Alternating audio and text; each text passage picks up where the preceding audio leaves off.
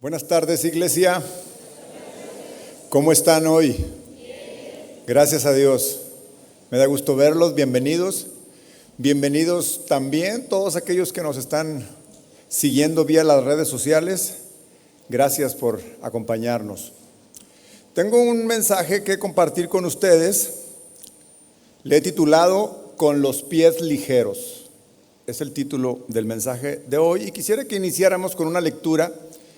Este versículo que vamos a leer será nuestro texto base y prácticamente póngale ahí un separador en su Biblia porque será el versículo en donde estaremos fijos ahí. Iremos a algunos otros textos, pero siempre regresaremos a este. Así que Hebreos 12:1, acompáñenme por favor a leer. La versión que le voy a leer es la Nueva Biblia de las Américas. Por tanto, puesto que tenemos en derredor nuestro tan grande nube de testigos, despojémonos también de todo peso y del pecado que tan fácilmente nos envuelve, y corramos con paciencia la carrera que tenemos por delante. Señor, te damos gracias por tu palabra. Gracias, Señor, porque esta palabra es alimento para nuestra vida, para nuestro ser. Ayúdanos, Señor, a que sea de bien para nosotros, que esta semilla que cae en nuestros corazones, Señor, sea siempre para dar mucho fruto. Ayúdame a exponerla en tu perfecta voluntad y ayúdanos a todos, Dios, a que conforme caiga en nuestro corazón, muy pronto dé fruto. En el nombre de Jesús, amén y amén. En la Sierra Tarahumara de Chihuahua existe una comunidad que se llaman los Rarámuri. ¿Alguno de ustedes los ha escuchado alguna vez? Ahora se han hecho muy famosos ellos.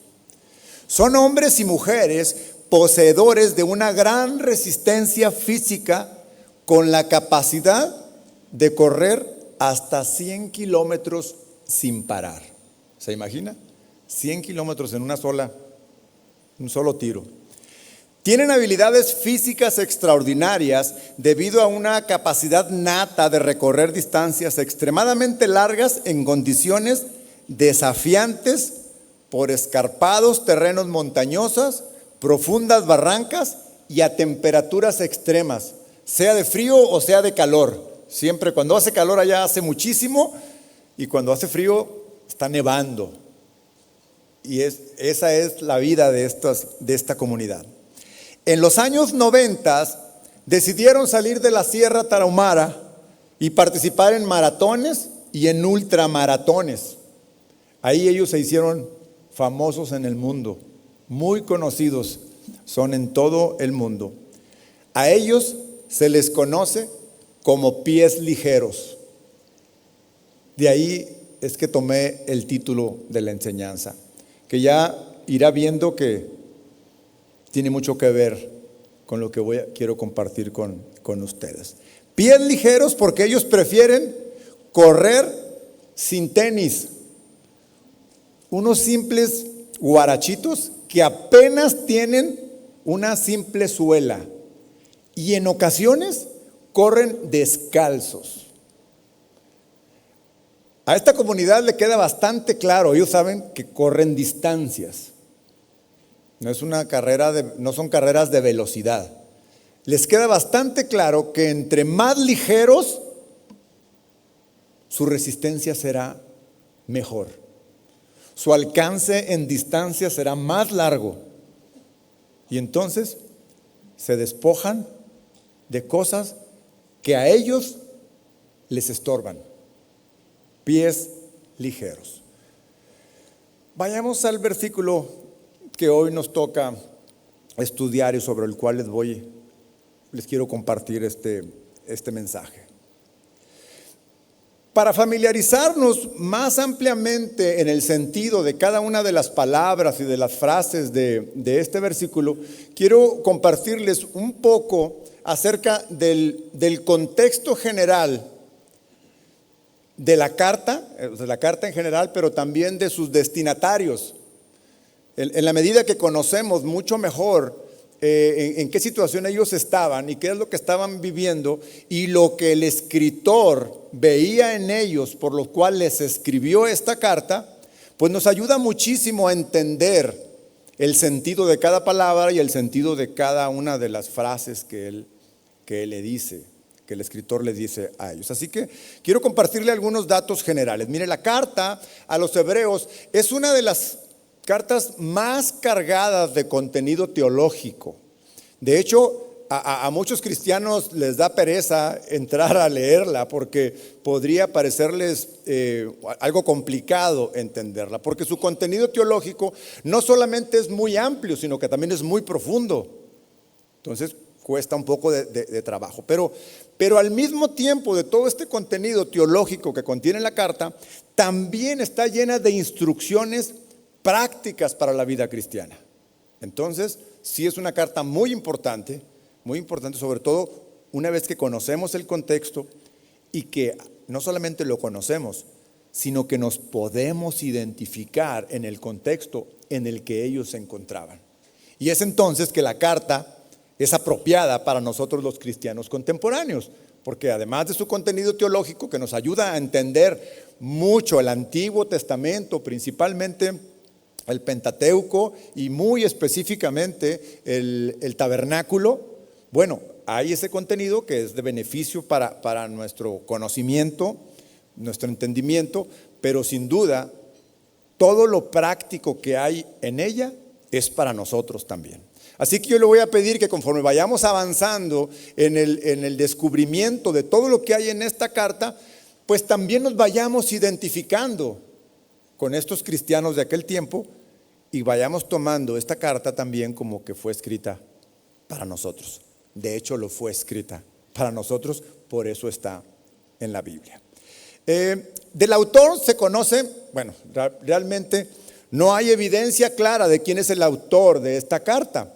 Algunos atribuyen esta carta al apóstol Pablo, pero la verdad es que la gran mayoría de los estudiosos coinciden en que no hay evidencia clara, y por tal razón siempre nos referimos a esta carta cuando hablamos de quién la escribió, del autor, para no errar en cuanto a quién fue. Pero para fines prácticos la verdad es que es irrelevante quién lo escribió. Para fines teológicos probablemente sí sea importante, pero para fines prácticos no lo es. Sus destinatarios, la misma carta nos muestra que los destinatarios de esta carta eran cristianos de origen judío, o sea, eran judíos convertidos al cristianismo. Esto la verdad es que sí es relevante saber. Ahora, desde el punto de vista teológico es relevante porque nos muestra todo lo que en el pasado, todas las sombras de aquello que está en el Antiguo Testamento, cómo todo eso apuntaba a Cristo. O sea, sí es relevante y es importante como cristianos conocerlos. Existe una relación directa de la carta con el Antiguo Testamento.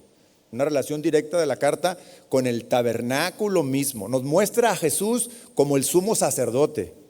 Entonces entender todo esto es de mucha bendición para nuestra vida.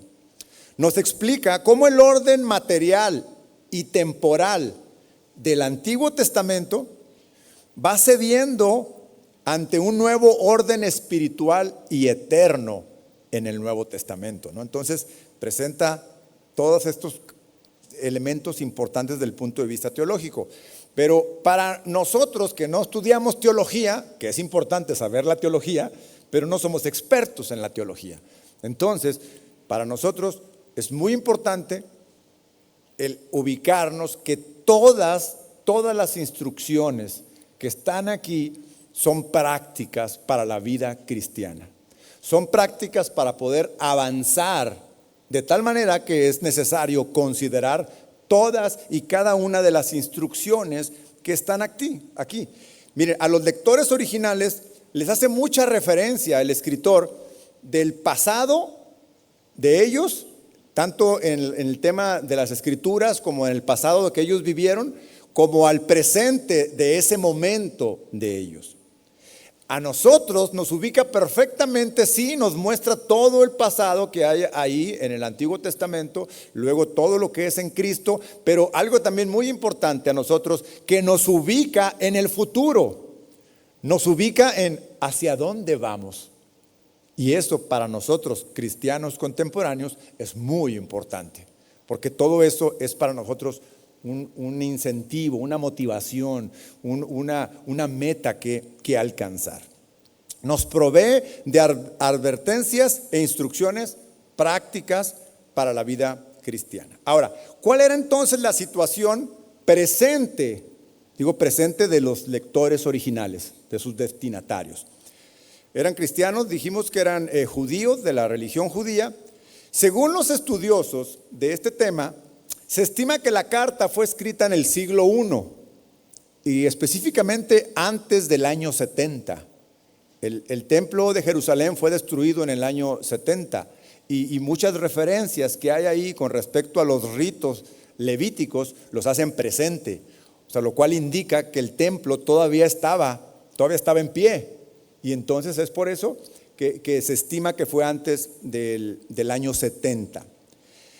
Algunos comentaristas estiman que a estos cristianos a los cuales se les dirigió la carta, muchos de ellos vivieron la crucifixión de Jesús. Se les tocó vivir. Entonces nos podemos imaginar entonces que ellos vivieron la persecución a todo lo que daba. Es decir, en la época más grave, más opresora del cristianismo cuando nació, que fue en sus orígenes, bueno, pues ellos recibían mucha presión de todo mundo. Recibían presión principalmente de los judíos, de los fariseos, de los escribas, y ya eran cristianos.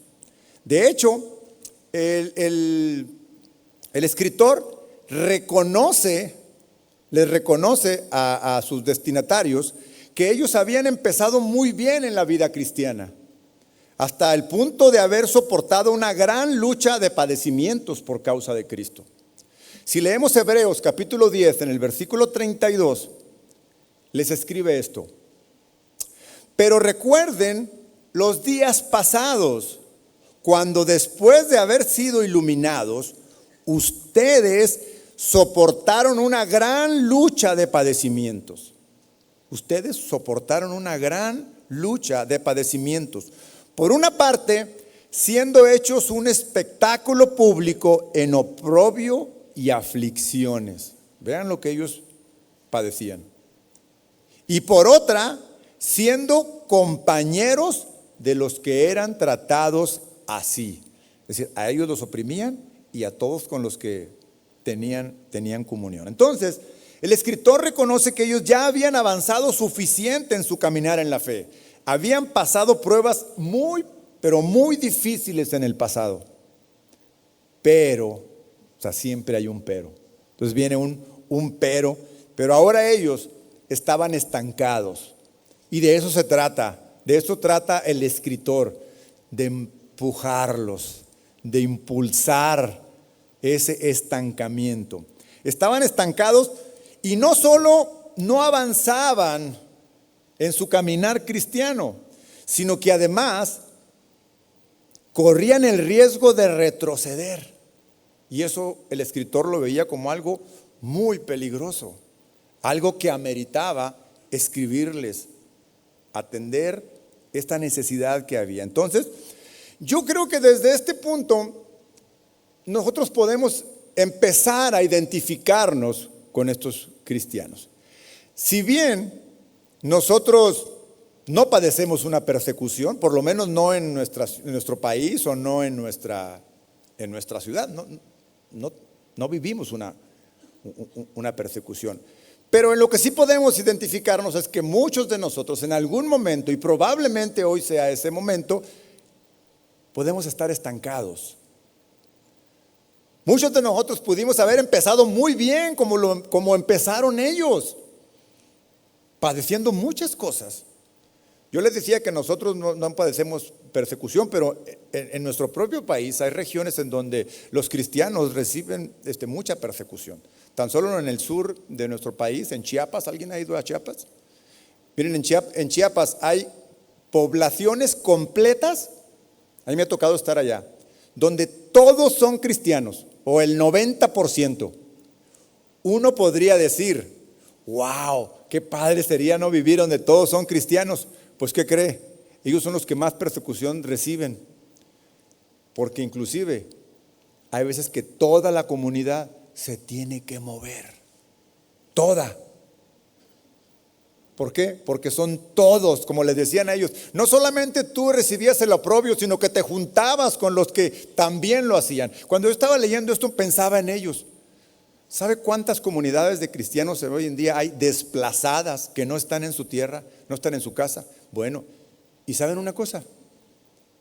Ellos prefirieron desplazarse todos juntos para avanzar en su vida cristiana, en lugar de quedarse en su población y decir, está bien, mira, no quiero nada, no quiero problemas, ya no me voy a congregar, ya vamos a cerrar el templo, está bien. No, a tal grado es su convicción que dicen, nos movemos todos, y se va toda la comunidad completa, dispuestos a avanzar.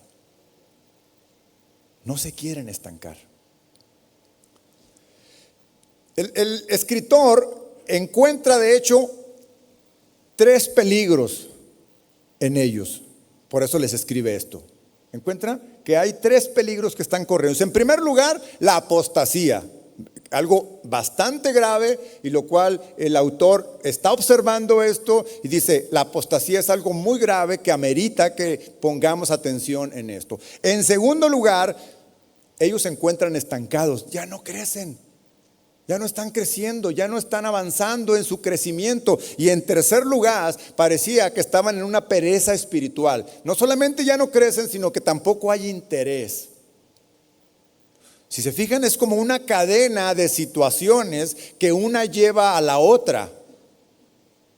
Y claro, por supuesto que son situaciones en las que también nosotros podríamos identificarnos, porque también nosotros podemos estar en una situación de pereza espiritual. También nosotros nos podemos encontrar en una situación de estancamiento, de no avanzar, y lo que sería más grave, en el riesgo de apostatar. Hebreos capítulo 3, en el versículo 12, les escribe así: tengan cuidado, hermanos, no sea que en alguno de ustedes haya un corazón malo de incredulidad para apartarse del Dios vivo. Ahí está diciéndoles, veo un grave peligro de apostasía, veo un grave peligro de que ya no te interese más, de apartarte del Señor. Hebreos capítulo 5, un poco más adelante, en el versículo 11, les dice, acerca de esto tenemos mucho que decir y es difícil de explicar, puesto que ustedes se han hecho tardos para oír, pues aunque ya deberían ser maestros, otra vez tienen necesidad de que alguien les enseñe los principios elementales de los oráculos de Dios, y han llegado a tener necesidad de leche y no de alimento espiritual.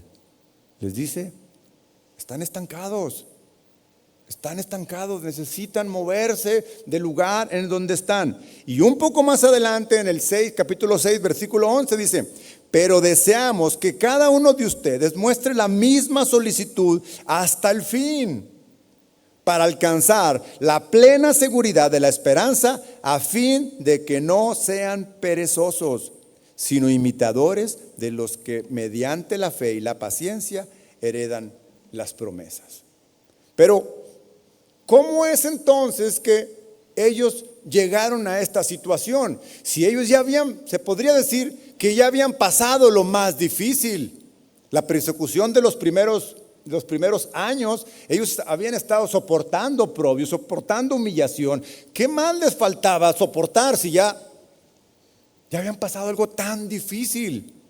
Bueno, pues pasaron 3 cosas en ellos que los llevó a esa situación. Lo primero que registra el escritor a los hebreos es que dejaron de congregarse. Eso fue lo primero que registra. Después, segundo paso, escucharon doctrinas falsas. Y tercer paso, empezaron a desconocer a sus pastores. Bueno, si se fija, nuevamente una escalada de sucesos que hace que los cristianos, aquellos y los de hoy, caigamos en situaciones como estas. Hebreos capítulo 10, versículo 24, lo deja registrado.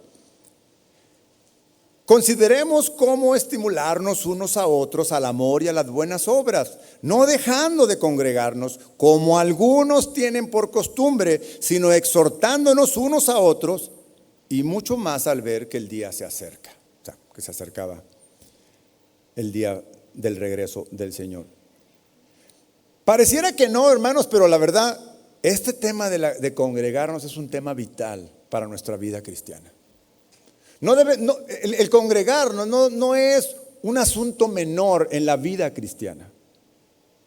Tiene muchos propósitos el congregarnos, pero principalmente el tema de reunirnos en comunidad en una adoración colectiva a nuestro Dios, adorarlo. Tiene un beneficio para nosotros. Tiene un beneficio. No sé usted, pero cuando usted está metido en la adoración, que logra bloquear cualquier distracción y entra profundamente al tema de la adoración, de la alabanza, ¿no siente como que es otra dimensión? Sí, es importante. No se diga el tema de recibir la palabra del Señor. Hermanos, la palabra de Dios es alimento para nuestra vida cristiana. No hay manera de que nosotros crezcamos y que recibamos fuerza en nuestra vida espiritual si no recibimos la palabra del Señor. La comunión entre hermanos es algo muy importante. Todavía me encuentro a muchos jóvenes aquí que invito a la reunión de jóvenes y todavía me dicen, es que no conozco a nadie. Pues por eso quiero que vayas a la reunión de jóvenes, para que conozcas. Porque es ahí en donde vas a tener comunión con los hermanos. Es ahí en donde vas a tener a alguien con quien empatas en tu fe, en tu creencia, con quien conforme vas avanzando en tu amistad puedes compartir tu sentir, pueden luchar juntos, pueden caminar juntos. O sea, tantas cosas que podemos. ¿Y eso de dónde parte? De congregarnos. Pero sin duda, uno del tema más importante es la comunión con Dios, sea aquí y sea afuera, pero en la congregación es un tema relevante, no es secundario. Congregarnos debe estar en las prioridades más altas de nuestra agenda. Todos tenemos una agenda, ¿no? O va llevando su vida ahí conforme va apareciendo.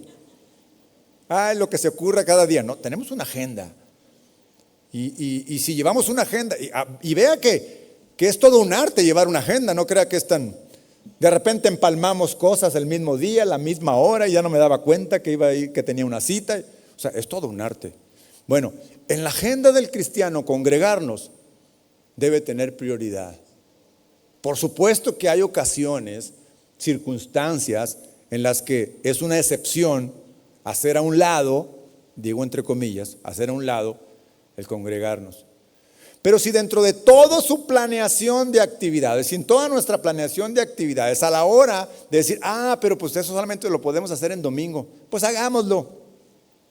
Yo le diría, considérelo. Así empezaron estos. Dejaron de congregarse. Pero no, hombre, pero no importa, al fin que lo oímos por internet. Pues bien, o sea, si no pudo, escúchelo por internet. Pero, ¿qué cree? En el YouTube, además de tener la reunión de casa de oración, va a tener 1000 otras. ¿A poco no le aparecen otros chorrocientas mil ahí a un lado? Se me hace que esta está mucho mejor. Y entonces caemos en el segundo punto. Ellos empezaron a escuchar doctrinas falsas. Empezaron a escuchar a otras personas. La labor de cada uno de los pastores es cuidar de sus ovejas. ¿En qué pastos se están comiendo? ¿A qué aguas se están acercando? Y entonces, como los que suben contenidos a internet saben que si ponen un título así muy llamativo, muy, dicen ellos, que tenga poder, jala la atención. ¿No ha visto todos los videos del pastor Chuy que le ponen un título así muy espectacular? Vean cómo Chuy Olivares dice esto. Y luego uno, ahí va desde chismoso uno, ¿no? Ay, ¿qué dijo? Y ella dijo, oye, sí, pero pues tampoco es para tanto, ¿no? Bueno, así, bueno, fuera que todo fuera de esta forma, pero hay infinidad de doctrinas falsas. Hebreos 13:8 dice, Jesucristo es el mismo ayer y hoy y por los siglos. No se dejen llevar por doctrinas diversas. Estos tiempos son los tiempos en que dice que nos daría comezón de escuchar, de querer ver, a ver qué más hay. Bueno, ellos cayeron en esto y empezaron a escuchar falsas doctrinas. Y Hebreos capítulo 13, versículo 17, directamente les dice, obedezcan a sus pastores y sujétense a ellos porque ellos velan por sus almas. Entonces, si ustedes ven todo este contexto de cómo es que llegaron estos cristianos del primer siglo a estar en una situación de estancamiento, de pereza, de estar considerando, lo más grave de todos, considerar abandonar al Dios vivo. Esa era la consecuencia más tremenda, pues porque empezaron a ceder en su caminar cristiano y las situaciones que se requieren atender de la vida cristiana. Entonces, como resumen, tenemos que antes ellos escuchaban el mensaje del evangelio con mucho entusiasmo, ahora lo escuchan y dudan al no ponerlo en práctica. Su estancamiento en la fe va acompañado de un desánimo, por lo cual el autor tiene que dedicarles varias palabras de exhortación. Varias palabras de exhortación. Antes la esperanza del evangelio era su gloria, pero ahora su entusiasmo se ha desvanecido. Muchos de nosotros muchas veces caemos en este desánimo o en esta pereza espiritual. Y esta pereza espiritual nos impide avanzar en el caminar de la vida cristiana. Entonces, como propósito principal, además de todo su contenido teológico, el propósito es confirmar la fe. Hermanos, todos los días nosotros necesitamos afirmar nuestra fe. Todos los días. No es cosa menor ni es cosa que tengamos que dejar a la ligera. Confirmar nuestra fe es un trabajo de todos los días. Y entonces hay una exhortación muy directa del escritor hacia la madurez. Por lo menos en 10 ocasiones en la carta, el escritor menciona la palabra madurez o perfección. Vean hacia dónde los quiere él llevar. Entonces, para nosotros como cristianos contemporáneos, todo esto, esta situación de ellos, si bien no estamos en la misma situación o podríamos estar en la misma situación por razones diferentes, que en el siguiente versículo, donde vamos a ver cuáles pueden ser esas posibles razones diferentes con las que estemos en pereza espiritual, en estancamiento y en patrones repetidos como los de ellos. Dejar de congregarnos, escuchar falsas doctrinas y ignorar a nuestros pastores. Vayamos entonces nuevamente al versículo original con el que arrancamos, habiéndoles dicho todo este contexto de ellos. Dice, por tanto, puesto que tenemos en derredor nuestro tan grande nube de testigos, despojémonos también de todo peso y del pecado que tan fácilmente nos envuelven. Corramos con paciencia la carrera que tenemos por delante. Y voy a iniciar justamente con esta última parte del versículo, porque esta última parte nos muestra cuál es el estilo literario del autor, es decir, cómo, en qué sentido lo está haciendo. Él hace una analogía, una metáfora. ¿Con qué? Con una carrera. Por eso les puse el antecedente de estos corredores de largas distancias y que aguantan muchísimo y que tienen pies ligeros. ellos. Bueno, el escritor utiliza una analogía, una metáfora, una parábola que identifica la vida cristiana con una carrera.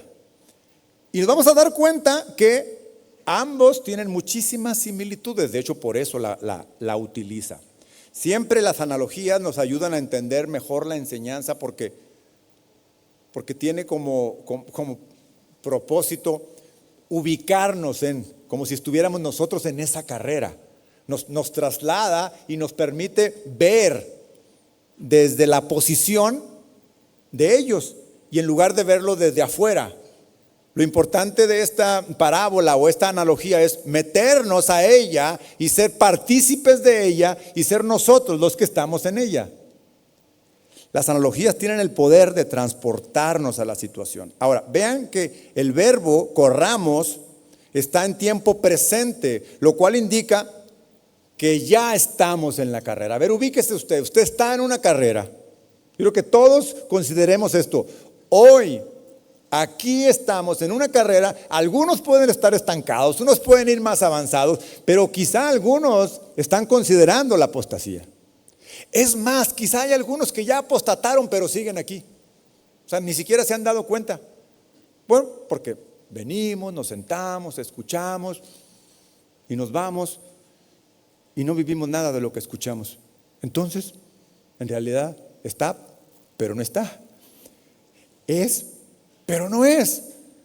Y a lo mejor no se ha dado cuenta de que ya apostató. Bueno, hoy es el día, hoy es el momento de ubicarnos en dónde estamos, porque nos vamos a meter a esta carrera.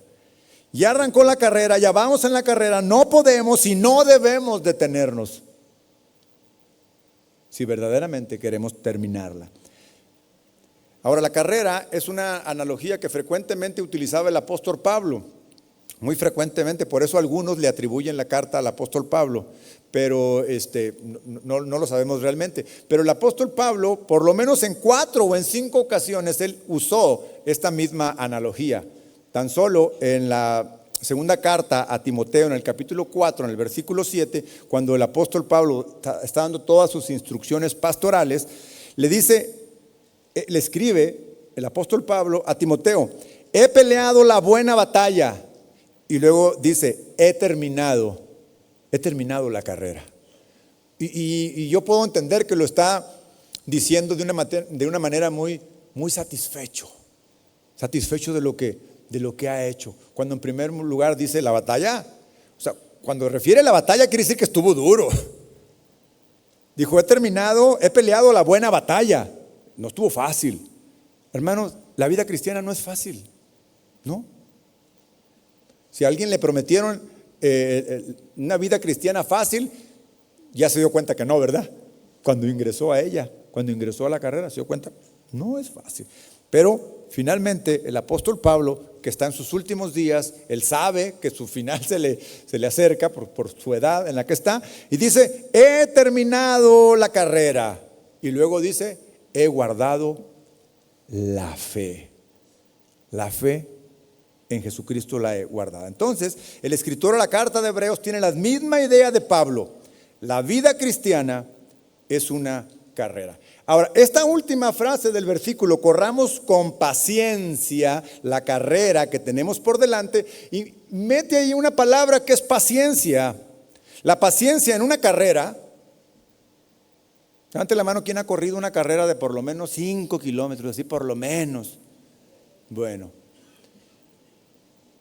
¿estará de acuerdo conmigo que en una carrera hay que tener paciencia? Paciencia en 2 sentidos. En primer lugar, por la distancia. O sea, lleva tiempo. Dependiendo de la distancia, hay un tiempo que nos va a consumir. Y el tiempo hay veces que nos desespera. Quisiéramos ya terminar o quisiéramos estar del otro lado. Y el otro sentido de la paciencia, por los obstáculos. Porque los obstáculos son exactamente lo que nos hace intentar desistir de la carrera. Entonces, paciencia podría parecer, cuando se dice paciencia, podría parecer que decimos ahí, tranquilo, o sea, algo pasivo. No, esta es una paciencia activa. Es una paciencia que tiene que ver con tranquilo, pero avanza. No te desesperes y da pasos. No te deprimas. O si te deprimes, como quiera avanza. O sea, que no te detenga la depresión, la tristeza, las situaciones difíciles, sino que avanza. Es con paciencia, porque luego dice más adelante que es la carrera que tenemos por delante. Cuando tiene esta frase, está por delante, hermanos, todavía nos falta. Eso quiere decir, la carrera, no importa cuántos kilómetros ya hayamos recorrido, no importa cuántos sean, la verdad es que todavía estamos aquí. Todavía nos queda por delante. Todavía hay hacia adelante. Y muchos ya están pensando en echarse para atrás. Muchos están considerando, bueno, ¿y si la retomo la carrera? Paciencia se requiere. Todo, mire, cuando uno va a correr una carrera de distancia, desde que uno empieza a planearlo necesita paciencia. Todo empieza con un pensamiento. Voy a correr esa carrera. Sí, así, pero pues bueno fuera que las intenciones fueran suficientes. Hay que entrenar. Bueno, en el entrenamiento se requiere de mucha paciencia, porque los resultados a los que quiere llegar uno tardan mucho. Vamos a correr 21 kilómetros, tengo 6 meses para entrenar, hago mi plan, tal fecha tengo que estar corriendo ya 10. Tal fecha tengo que estar corriendo 15, tal fecha tengo que estar 18. Falta un mes y todavía no aguanto 10. Empieza la desesperación. ¿Y sabe cuál es lo primero que viene a la mente? Mejor no la corro. La mente nos juega muchas malas pasadas. La mente, en algún momento, esos pensamientos que llegan ahí de desánimo son los primeros que nos empiezan a decir, no, mejor no la corras. Mejor prepárate para el próximo año. ¿Qué tal si mejor busca una de 10? Y entonces empieza a haber tanto. Paciencia, paciencia. Tú sabes que la quieres correr, tienes que avanzar. Hermano, la vida cristiana así es. La tenemos por delante, la carrera. Y un tema importante cuando dice lo tenemos por delante es que no hay que voltear atrás para los que ya vamos en la carrera. Ahorita les dije el ejemplo de uno que va a empezar a correrla. Pero los que ya vamos en la carrera, cuando nos dice la carrera todavía está por delante, los 10, 15, 20 kilómetros o 15 años que ya pasaron, esos ya pasaron. Realmente tenemos adelante todavía, quizá muchos, quizá pocos, no lo sé. Pero lo que sí es que no debemos voltear atrás. Muchas veces voltear atrás nos desanima. Frecuentemente ver nuestra vida pasada, pueden pasar dos cosas. Nos desanima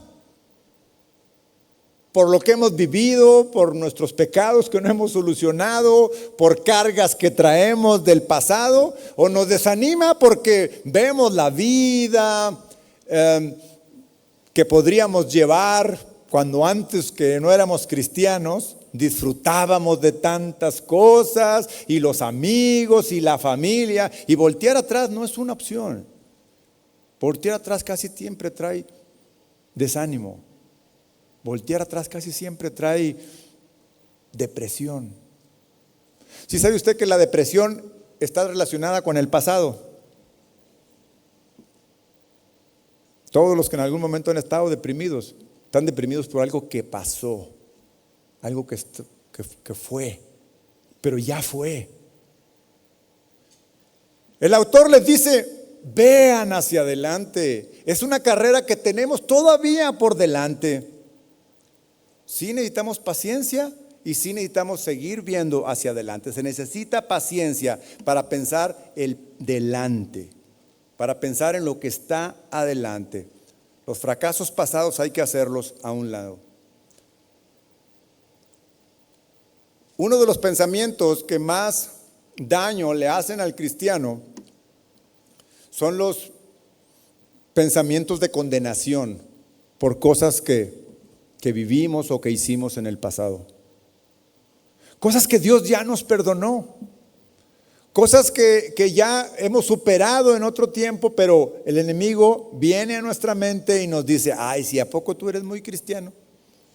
¿A poco ahora sí muy santo? Y empieza ahí y nosotros jugamos con eso. Jugamos con él. Dios es un Dios perdonador que Él olvida nuestros pecados pasados. Si nosotros hemos solucionado eso, si nos hemos arrepentido genuinamente, si le hemos confesado a Dios genuinamente nuestros pecados y estamos realmente arrepentidos, Él ya nos ha perdonado. No hay por qué voltear atrás, porque ¿sabe qué? Esos son pesos que agarramos. Esos son cargas que queremos llevar y que no deberíamos de llevar en una carrera. Ya quedaron atrás, ya están atrás y deben quedar atrás completamente olvidados. Ahora, corramos con paciencia la carrera que tenemos por delante.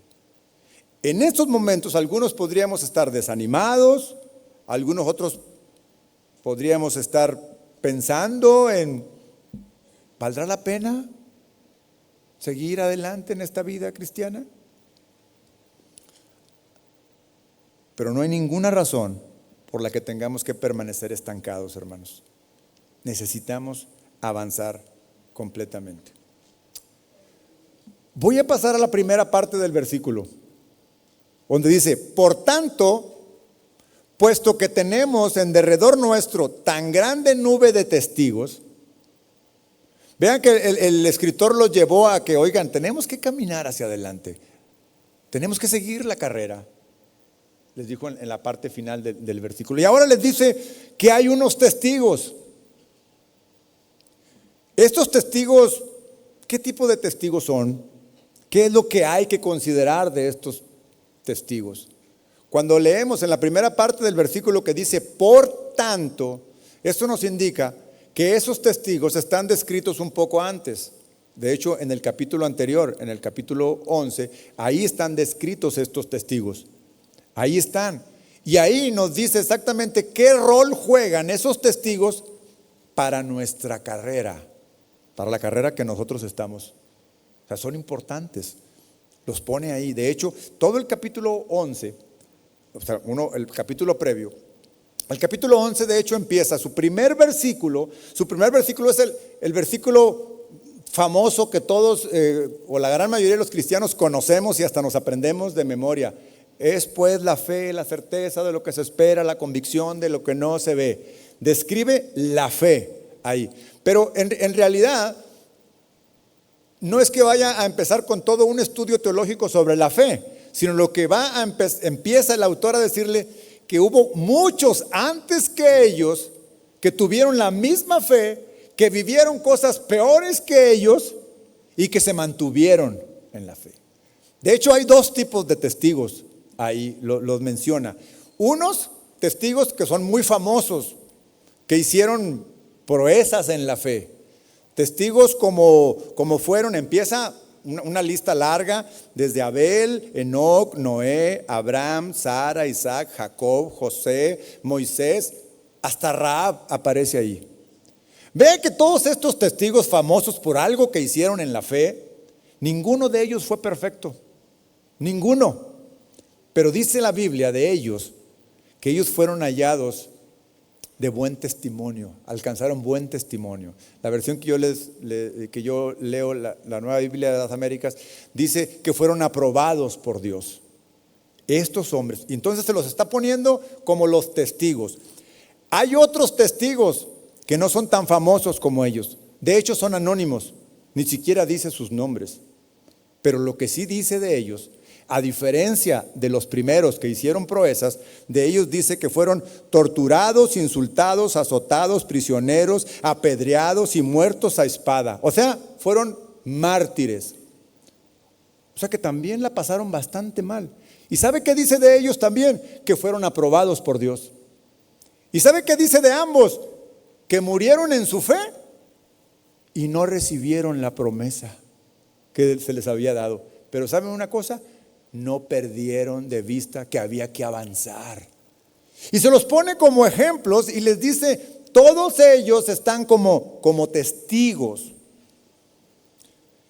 La idea de correr en una carrera nos debe de colocar entonces con este escenario, en un escenario en donde estamos en la pista nosotros y en las gradas los testigos, todos ellos. Entonces ellos se ponían ahí y decían, ahí hay unos testigos. ¿Qué rol juegan estos testigos ahora para mí? Bueno, podemos verlo en dos sentidos, estos testigos. En primero de ellos, están ahí para animarnos, son de nuestro equipo, nos están aplaudiendo, nos gritan, adelante, vamos, no te canses. Los que han corrido una carrera, dígame si cuando va pasando por donde está su familia echándole porras, agarra aire uno otra vez. De verdad, esto es real. No sé cómo pasa eso, pero es real. Ya son 20 kilómetros y vas en el 16, ya sientes que te mueres. Ay, ¿para qué me metí en esto? Y ahí está tu familia.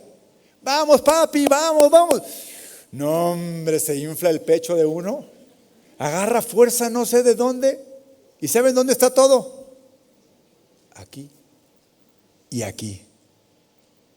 Entonces podemos tomar a estos testigos como aquellos que están echándonos el ánimo, la porra, o están allí para que nosotros los veamos a ellos, para recibir de ellos el estímulo del ejemplo, porque ellos también estuvieron aquí, en esta pista, también corrieron, también sufrieron, también padecieron, y ¿sabes una cosa? No se rindieron, avanzaron, y aunque murieron y no alcanzaron la promesa, lo más importante, ¿sabe qué fue? Que fueron aprobados por Dios, que alcanzaron buen testimonio de Dios. Y es por eso que se los está poniendo. Le dice, ustedes están estancados, están ahí queriendo retroceder. Vean a sus testigos, vean a estos hombres y a estas mujeres de fe que avanzaron. No se desanimen, no volteen hacia atrás, vean hacia adelante, porque adelante está la meta. Ninguno de esos testigos sucumbió. Avanzaron todos, avanzaron. La versión Reina Valera 60, a esta donde dice, por tanto, si usted tiene la 60, dice, por tanto, ¿qué dice más adelante? Nosotros también. Por tanto, nosotros también. Diga conmigo, por tanto, nosotros también. Nosotros también. ¿Qué está ahí atorando su avance? ¿Qué? ¿Ya lo identificó? Identifíquelo. Vea, porque ahorita va a ver qué es lo que hay que hacer con eso que está deteniendo nuestro avance, deteniendo nuestro avanzar. Esta es una carrera que requiere de disciplina, y la disciplina incluye tomar acciones. Sí, acciones y decisiones que no son sencillas. No son sencillas, pero hay que tomarlas. Pero sí son necesarias para avanzar. Y es por eso que en la siguiente parte del versículo empieza diciendo, despojémonos. Despojémonos también de todo peso y del pecado que tan fácilmente nos envuelve. Muy fácil. Fácilmente nos envuelve. Tengo una imagen ahí de un corredor con mucho peso. No sé si la pueden ver ya. ¿Se imagina correr así? ¿En qué momento fue ese corredor tomando todo ese peso? ¿En qué momento? Dijo, bueno, por si acaso, por si me hace falta. Yo veo, cada que tenemos el campamento anual con los adolescentes, les tengo que decir, oigan, mamás, por favor, una maleta. Son 2 noches. Una, por favor. No, hombre. Llegan 3 maletas. Le digo, ¿para qué quieres? Para los rulos, le digo a la niña. Vas al campo.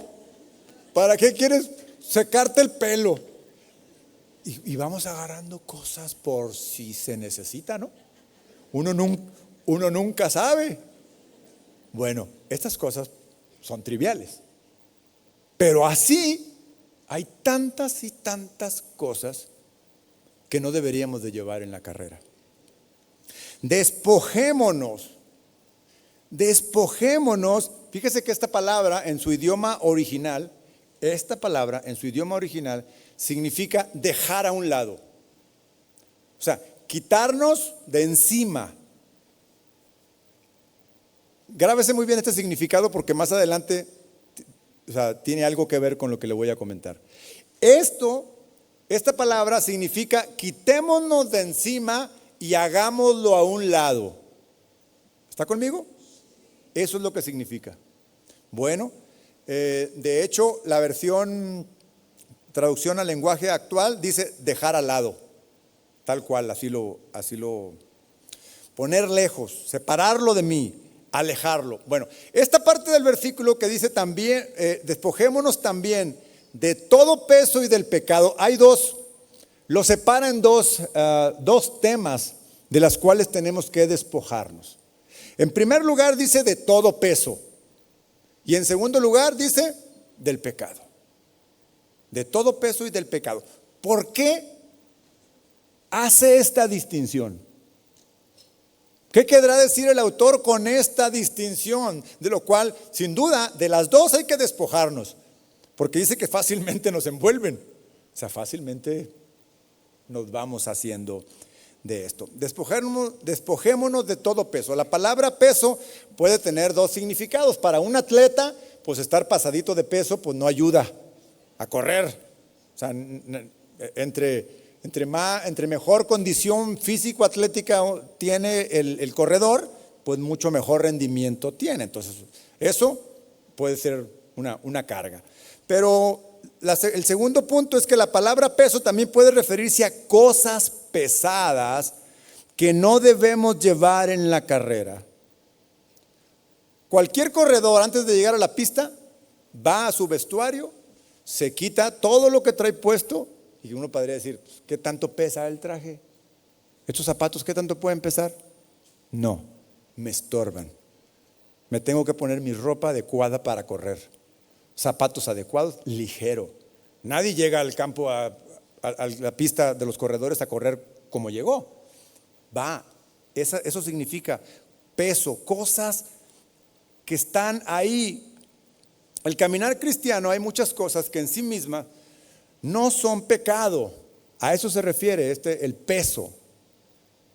Son cosas o situaciones de la vida que se van acumulando o que vamos obteniendo, como dice ahí, fácilmente, y que en sí mismos no son pecado, pero dependiendo de cómo manejemos eso, es si eso se convierte en pecado o no. ¿Sí me sigue? Cosas que vamos. Y me llama mucho la atención que ahí dice que fácilmente vamos tomando. Hace unas semanas me puse a escombrar un cuarto de triques. ¿Usted tiene cuarto de triques? ¿Usted tiene cuarto de triques? Nosotros tenemos un sótano y ese sótano era el cuarto de música de mi hijo. Era donde tocaba la batería y le hicimos en el sótano para que no hiciera ruido.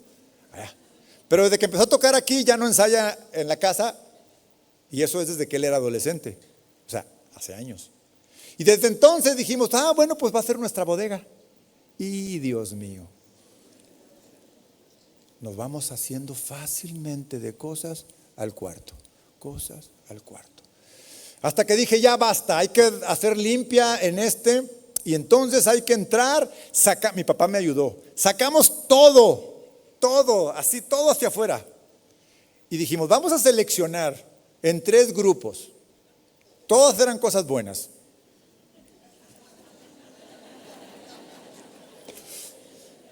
Las cosas buenas que hay que regalar, las cosas buenas que hay que tirar y las cosas buenas que hay que guardar.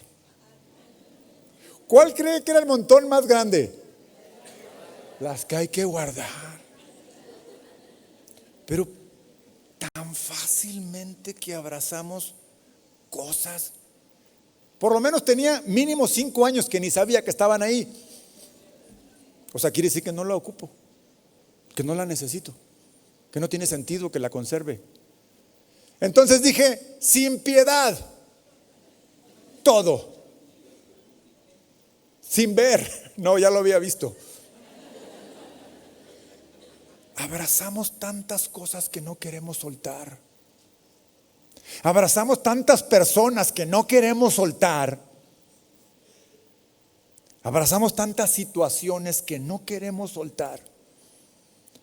Que en sí mismo no son pecados en sí mismo, pero depende de cómo tratemos eso, cómo manejemos esas situaciones que podrían llegar a ser un pecado para nosotros, o podrían llegar a ser un obstáculo para avanzar, o podrían llegar a ser una situación de desánimo para estancarnos.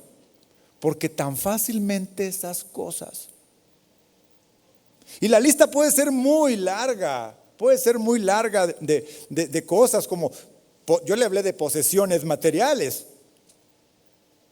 ni siquiera tan valiosas. Pero compromisos laborales, amistades. ¿Cuántos saben de ustedes cuántos están deseando un ascenso de puesto en su trabajo, en su empresa? A ver, ¿quién quiere que lo suban a director de la empresa? Sí sabe que cualquier ascenso conlleva mayor responsabilidad, mayor tiempo, mayor dedicación, mayor esfuerzo, pero le van a pagar más.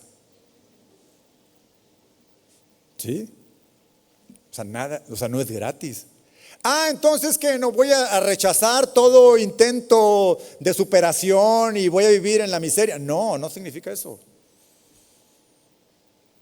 Significa de que todo eso, ¿en qué momento es un peso para mi caminar cristiano? Eso significa sabiduría. ¿En qué momento ese en qué momento esa situación se convirtió en un peso que no me deja avanzar? Que estoy estancado.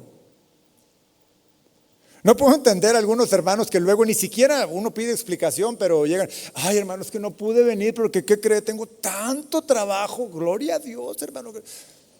Bueno, si viene ante esta situación de decirme, a darme una explicación que no pedí, pues yo debo entender que entonces ese tanto trabajo es un peso. Me lo está manifestando, es un peso para usted que no sabe cómo manejarlo. O sea, ¿sí me explico? O aquel que siempre en la conversación, ay, es que es tanto trabajo, no sabes, pero gloria a Dios. Bueno, si tu conversar siempre es que hay tanto, y hay tanto, y hay tanto, pues pareciera que no lo estás sabiendo manejar. Entonces, ¿hay que dejarlo? No sé si hay que dejarlo, eso lo sabe cada quien de ustedes. Lo que sí es que hay que considerarlo como un obstáculo para avanzar en mi caminar cristiano, pues veámoslo, cada uno tendría que verlo. Pero por eso el escritor dice que son tantas cosas que tan fácilmente abrazamos. Hermanos, contra eso, sin piedad. Como yo dije cuando iba a sacar todo, ya, sin piedad. Me estorba.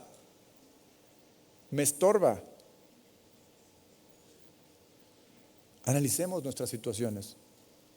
Cualquier situación, cualquier actividad, cualquier pasatiempo, cualquier persona, chicos, chicas, jóvenes, si están en una relación que saben que no es de Dios, si no es cristiano, si no es cristiana, no sabes cuántas personas casadas ahora ministrando, si yo sabía que no me debía casar con él. Y yo con ganas de decirle, te lo dije, pero me aguanto. ¿Sí? Porque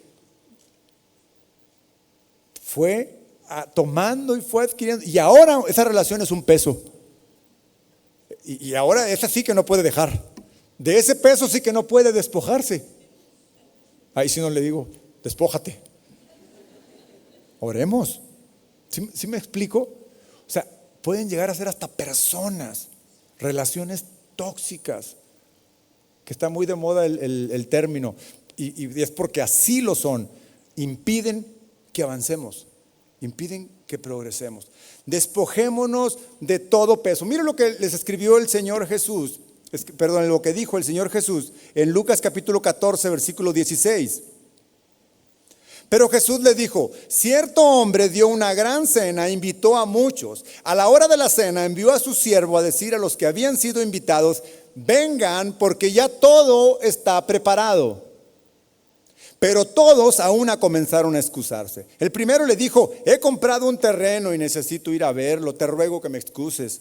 Otro dijo: he comprado 5 yuntas de bueyes y voy a probarlas, te ruego que me excuses.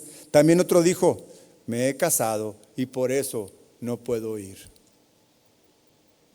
Ninguna de estas situaciones es pecaminosa.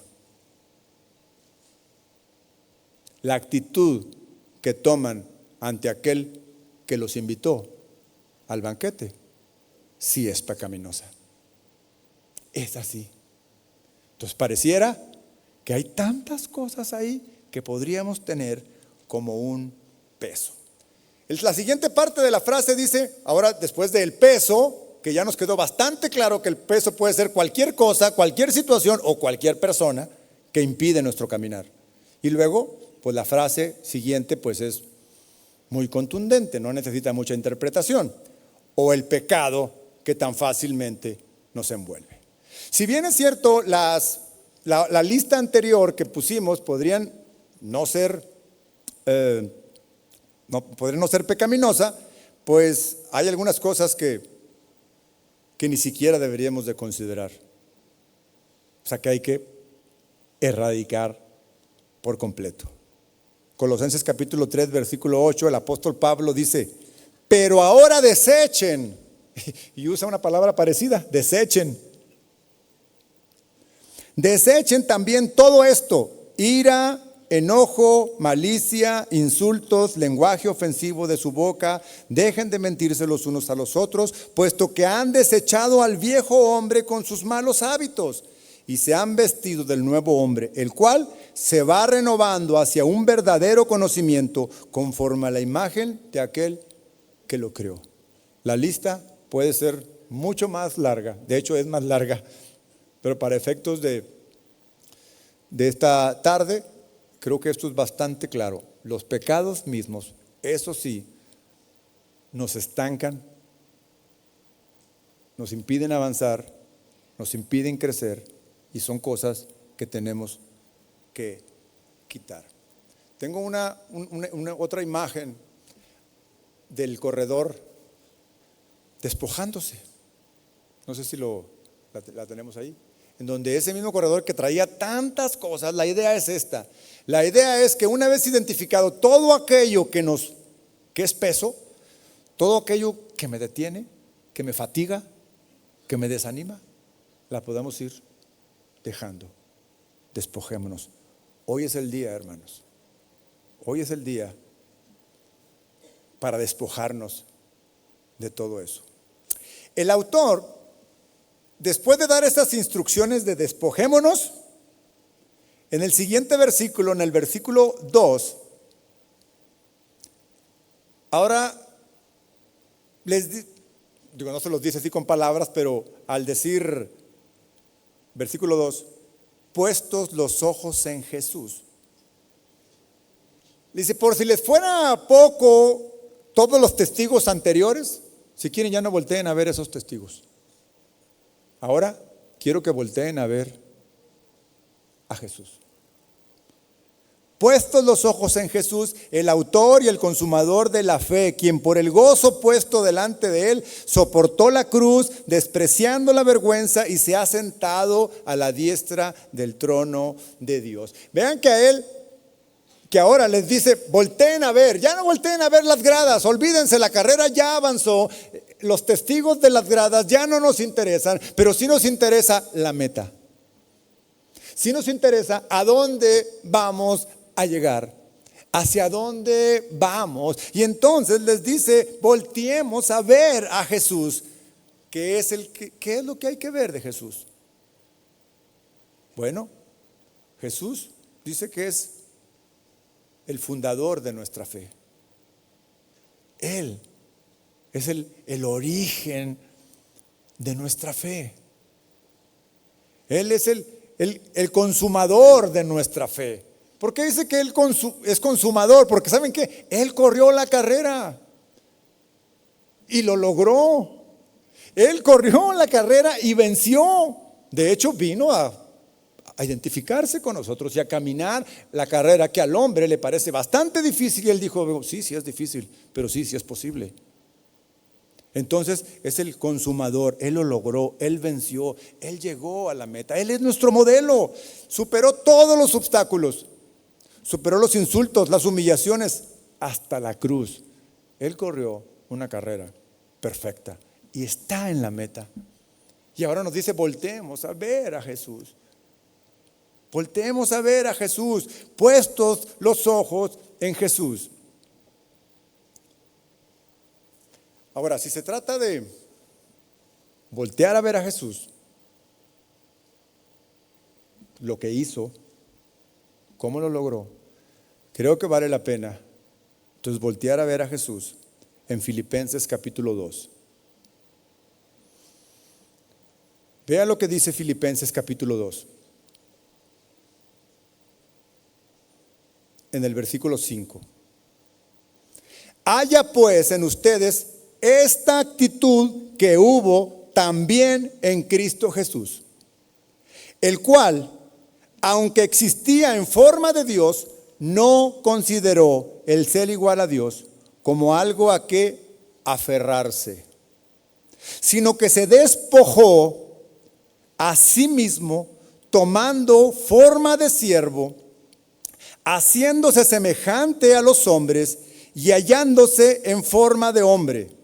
Se humilló él mismo, haciéndose obediente hasta la muerte y muerte de cruz. Lo primero que quiero destacar de este texto es lo siguiente. Encontramos una palabra traducida igual como despojar. ¿Ya la vio usted? Se despojó. Recordemos que el escritor a los hebreos nos decía a nosotros los cristianos, despojémonos, quitémonos de encima y hagámoslo a un lado. Vean el ejemplo de Jesús de despojarse. Esta palabra, aunque es traducida al español como despojar, al igual que en hebreos, es una palabra diferente que tiene un sentido. Si bien de desechar, de hacer a un lado, pero el sentido del significado de esta palabra traducida al español como despojó, significa vaciarse.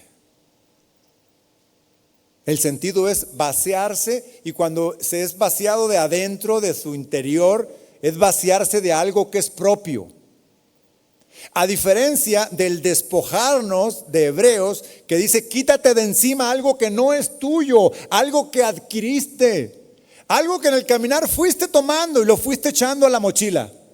Bueno, Jesús, como ejemplo de despojarse, Él se despojó de lo que legítimamente es de Él. Era de Él en ese momento, que era la gloria de su Padre. Era la presencia misma en la gloria de su Padre, que era legítimamente de Él, y todas las prerrogativas que traía esa gloria. Y Él se despojó, se vació. A nosotros nos pide, debería de ser más fácil para nosotros despojarnos de algo que no es nuestro, de algo que está encima de nosotros y que deberíamos de hacer a un lado, pero Él lo hizo desde adentro de su ser. De Él se despojó, sino que se despojó a sí mismo, tomando forma de siervo, haciéndose semejante a los hombres, y hallándose en forma de hombre, se humilló. Mire, cuando crucificaron al Señor Jesús, lo humillaron, lo escupieron, lo golpearon, lo patearon quizá, bueno, lo clavaron. ¿Sabe lo que significaba ser clavado en la cruz? La más baja humillación. Bueno, esa humillación se lo hicieron los hombres. Bajarse de su gloria fue una humillación que él mismo se sometió. Tan solo al dejar su gloria y hacerse igual que nosotros, imagínense, hacerse hombre. Jesús, cuando se despojó de eso, se despojó de su gloria, pero no se despojó de su divinidad. Él sigue siendo Dios, siguió siendo Dios. Se despojó de todos los privilegios que tenía estar en el trono. Se despojó de todo el poder que estaba a su disposición para obrar en su favor o en favor de quien él quisiera. Cuando Jesús fue tentado en el desierto por Satanás, cuando le dijo: ¿tienes hambre? A ver, haz que estas piedras se conviertan en pan. Él podía hacerlo. Él seguía teniendo el poder. Él podría hacerlo. De hecho, Satanás sabía que podía hacerlo. ¿Y sabe por qué no lo hizo? Por voluntad propia. Porque él ya había decidido despojarse de eso. Sí es difícil despojarnos de cosas, sí es difícil despojarnos de situaciones, es difícil despojarnos de personas, pero es posible. Es posible con la ayuda de Dios. Es posible con la ayuda del Espíritu Santo en cada uno de nosotros. Porque tenemos a todos aquellos testigos pasados, pero tenemos el más grande ejemplo de despojarse de lo que sí es de Él, de lo que sí legítimamente le pertenece. Y no escatimó. No escatimó, le quitó valor. Y nosotros tan fácilmente añadimos valor a cosas, situaciones o a personas, porque nosotros le damos el valor. Y cuando le damos un alto valor, entonces las abrazamos.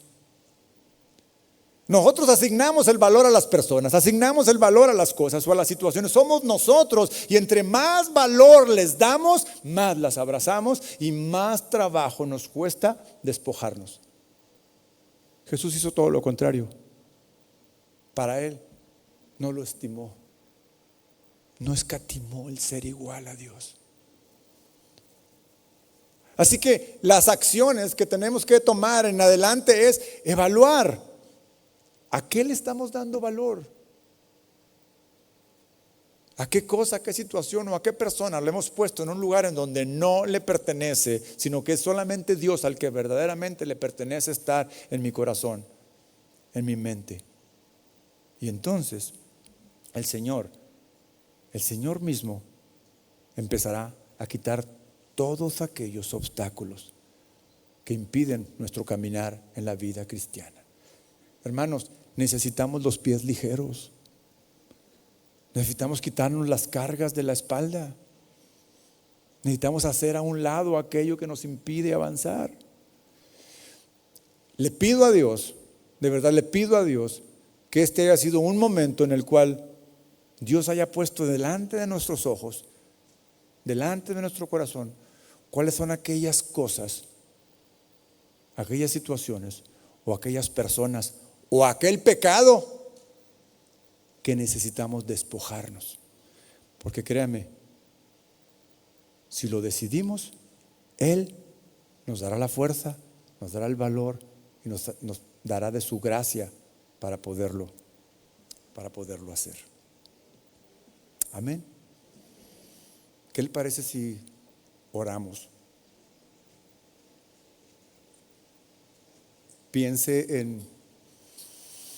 Ponga en las manos del Señor todo ese peso. Quizá algunos ni siquiera se habían dado cuenta que traían un peso. Solamente se sentían cansados, solamente se sentían desanimados y probablemente no entendían por qué la pereza espiritual. Bueno, pues es el peso que vamos tomando, que vamos adquiriendo en nuestro caminar cristiano. Cierre sus ojos, por favor. Te doy gracias, Dios bendito, por tu palabra. Te doy gracias, Dios, porque tú eres realmente muy bueno. Tienes buen cuidado de nosotros. Nos conoces perfectamente, Señor. No hay nada que podamos ocultar de ti. Nada. Y siempre tu palabra es precisa para nosotros, Señor. Hoy queremos, Señor, dar ese paso de fe a eso que ya hemos identificado como un peso, como un pecado. Decirte, Señor, ayúdame porque no puedo. Te necesito. Quiero dejarlo, quiero despojarme, pero no puedo. Necesito de tu ayuda. Ayúdame, Señor. En el nombre de tu Hijo Jesucristo. Amén y amén.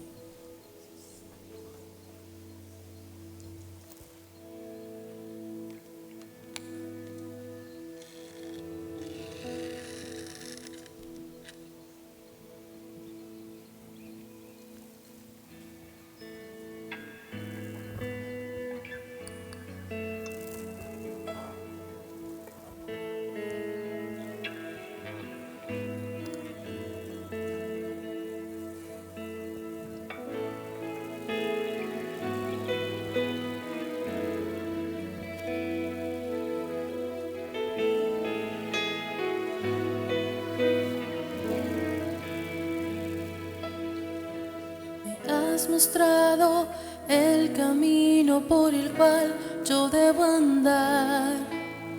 Sobre mí has puesto tu mirada, oh Dios. Me has mostrado el camino por el cual yo debo andar.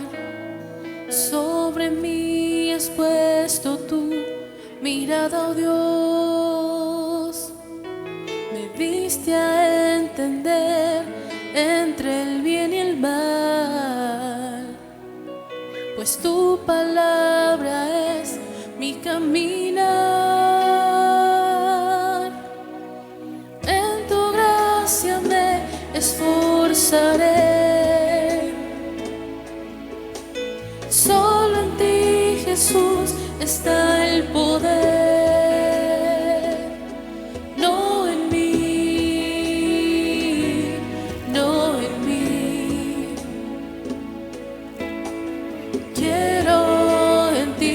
Permanecer en tu gracia, me esforzaré. Solo en ti, Jesús, está el poder. No en mí, no en mí. Quiero en ti permanecer.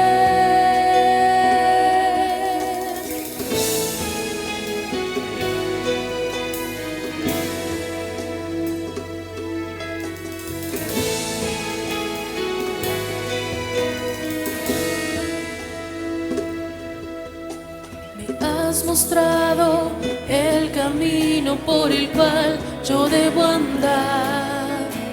Sobre mí has puesto tu mirada, oh Dios. Me has mostrado el camino por el cual yo debo andar.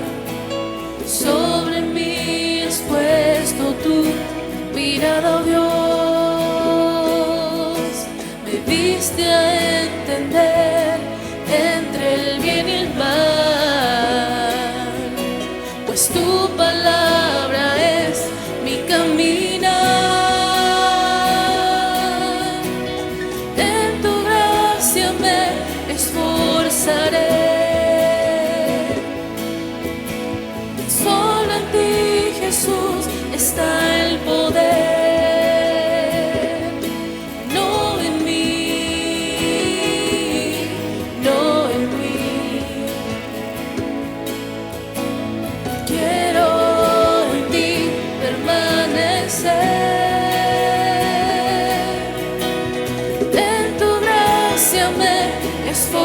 esforzaré. Solo en ti, Jesús, está el poder. No en mí, no en mí. Quiero en ti permanecer.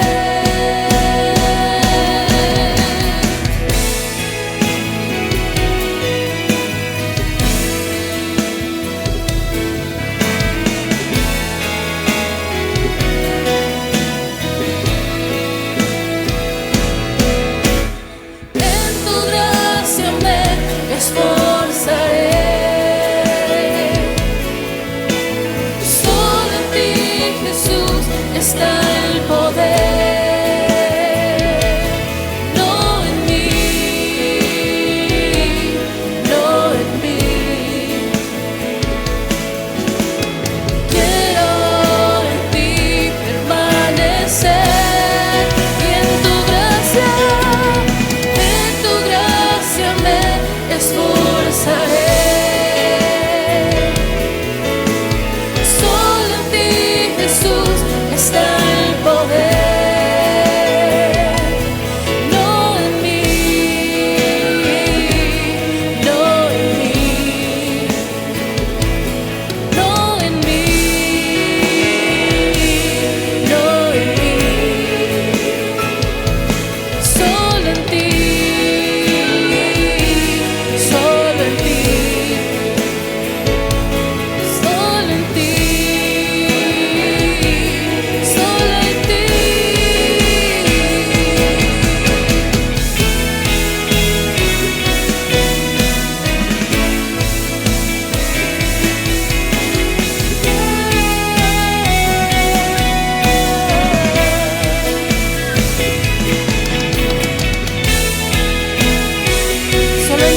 Permanecer, Señor, en esta carrera que tenemos por delante. Gracias, mi Dios, por tu palabra. Le damos un aplauso al Señor por su palabra tan hermosa.